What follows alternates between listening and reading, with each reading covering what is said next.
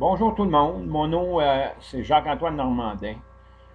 Aujourd'hui, je vais vous expliquer ce que c'est que de l'agent scriptural, l'agent fiduciaire, et je vais surtout vous expliquer qu'un chèque qui provient d'une banque ou une traite bancaire sont des instruments monétaires sans provision.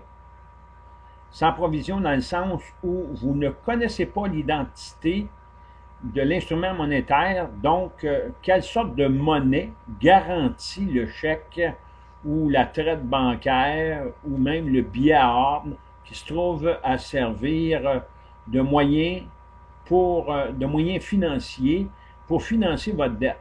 Donc la banque, si elle vous prête de l'argent pour une hypothèque, pour une voiture ou pour payer des comptes quelconques, elle va tout simplement vous transférer de l'argent à partir d'un instrument monétaire qu'on appelle un billet à ordre ou une lettre de change quelconque.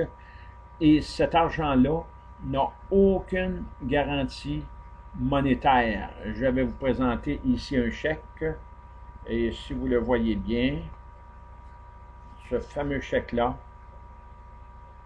trouve être un chèque qui n'a pas de fonds, qui vient du ministère de la Justice du Québec. Et son numéro, c'est un chèque certifié qui a été certifié en l'année 2008, en septembre 2008. Il n'est toujours pas encaissé parce que le gouvernement, Revenu Québec, Revenu Canada, refuse de l'encaisser, refuse cet argent-là. Les caisses populaires des jardins refusent aussi cet argent-là comme garantie monétaire. Donc, cet instrument monétaire-là n'a aucune provision, n'a aucune valeur refuge.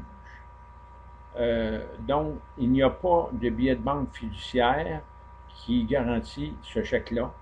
Il n'y a pas d'argent scriptural, ou s'il y a de l'argent scriptural, c'est illégal.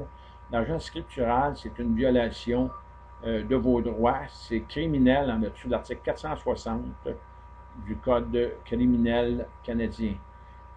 Donc, les gens qui font des prêts ou qui doivent tout simplement payer une dette doivent s'assurer que leur identité d'être humain est bien identifiée dans le contrat de la dette et que l'argent qui doit payer cette dette-là, c'est de l'argent fiduciaire, donc des billets de banque.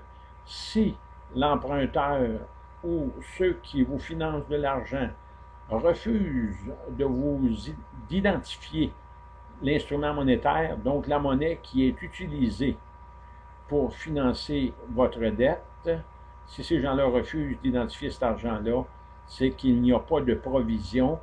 Donc, les banques vous prêtent tout simplement de l'argent sans provision. Ça peut être de l'argent scriptural, et cet argent scriptural-là, toujours sans provision, ne peut pas être remboursé par de l'argent fiduciaire, parce que vous, quand vous travaillez, c'est pour recevoir des billets de banque. C'est pas pour être payé avec de l'argent scriptural. Vous comprenez? Donc, on s'entend bien que quand vous avez une dette envers quelqu'un, vous devez être identifié comme un être humain et non comme une personne physique. Une personne physique n'a ni chair ni âme, n'existe pas. À bientôt. Merci.